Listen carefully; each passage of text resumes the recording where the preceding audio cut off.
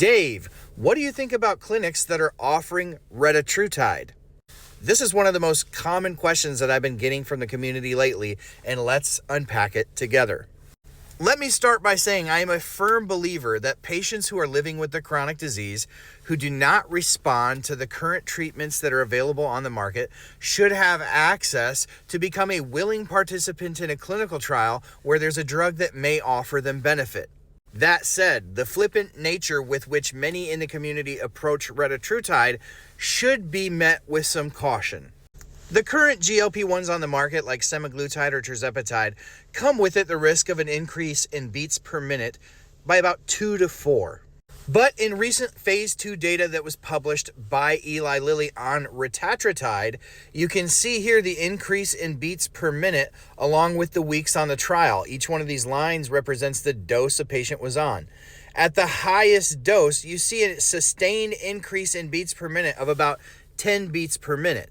Now, this is phase 2 trial data, so the sample size is not huge, so it's hard to know how serious this issue is. The phase 3 clinical trial data, which is going to be released sometime in 2026, will tell the bigger picture. In the meantime, we know that any version of retatrutide prescribed right now would have to be compounded because it literally doesn't exist in a branded form. And the number one issue with compounded medications is that patients don't know how to dose themselves even when given good instructions. Many people continue to overdose themselves at 2 or 3 times the amount of medicine that they are prescribed. And with tirzepatide and semaglutide, probably not the biggest deal in the world.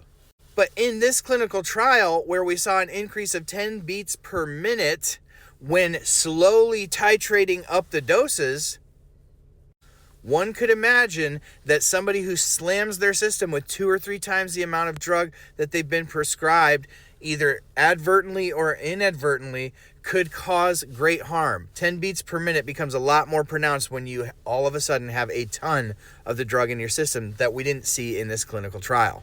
So people living with diagnosed or undiagnosed heart conditions may face significant issues if taking too much retatrutide.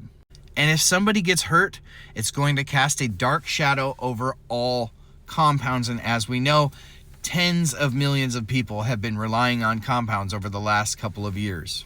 So that's my answer. That's my concern. I believe people have the right to try something with their doctor's supervision, but I also believe that this specific medication could pose a risk to people that they're completely unaware of. So if you know somebody interested in retatrutide or looking into it in any version, please share this video with them so that they are informed and aware of the risk.